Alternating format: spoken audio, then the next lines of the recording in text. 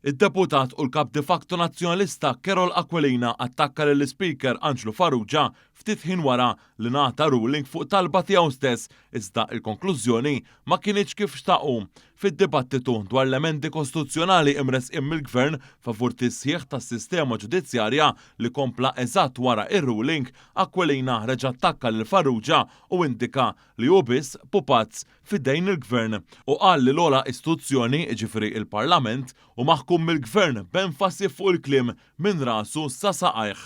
Aħna għandna Parlament maħkum u kontrollat minn rasu sa saqajh mill-Gvern. U meta ngħid minn rasu sa saqajh qed ngħid. Ftit wara fil-Parlament innota l-aġir arroganti ta' Aquilina u tal-Oppożizzjoni il-Ministru għall-Ġustizzja Jonathan Attard. Aqqas tista' ma tosservax anke d-disprezz lejn is-sedja. Issa jiena nifhmek sur President li mhux se tikkummenti inti fuq dawn l-affarijiet, imma li tiġi tgħid illi l-Parlament sar għodda minn rasu sa saqajh biex jaċevola l-Gvern. Xi tfisser jiġifieri dan? Xi jfisser? Mhux attakk ieħor fuq is-sedja kif diġà għamel.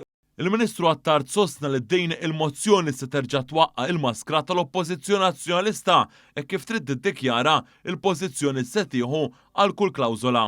Din il-mozzjoni ta' proċedura tikxef il-maskla tal-Oppożizzjoni għaliex issa fuq kull klawżola tiddetermina il-pożizzjoni se tieħu. Fakka li l-Oppożizzjoni se tivvota kontra li jkun hemm żieda fl-età tal-irtirar b'sentejn u se tivvota kontra riformi kostituzzjonali kif anke maqbula mal-Assoċjazzjoni tal-Membri tal-Ġudikatura. Din hija l-unika soluzzjoni jekk l-Oppożizzjoni, differenza rrid ngħidha mill-oppożizzjonijiet passati li kien hemm fi snin oħra, anke fl-aktar momenti diffiċli tibqa' litteralment webbes rasa tieħu gost tgħid le għal gost u timxi b'dan il-mod li ġib il-pajjiż u l-Parlament f'din is-sitwazzjoni. Dan il-Parlament irid allura jibgħat messaġġ ċar li quddiem il-konfużjoni li tinsab fiha l-Oppożizzjoni hemm gvern li se jibqa' jieħu d-deċiżjonijiet fl-aqwa interess tal-poplu u b'rispett sħiħ lejn il-Kostituzzjoni.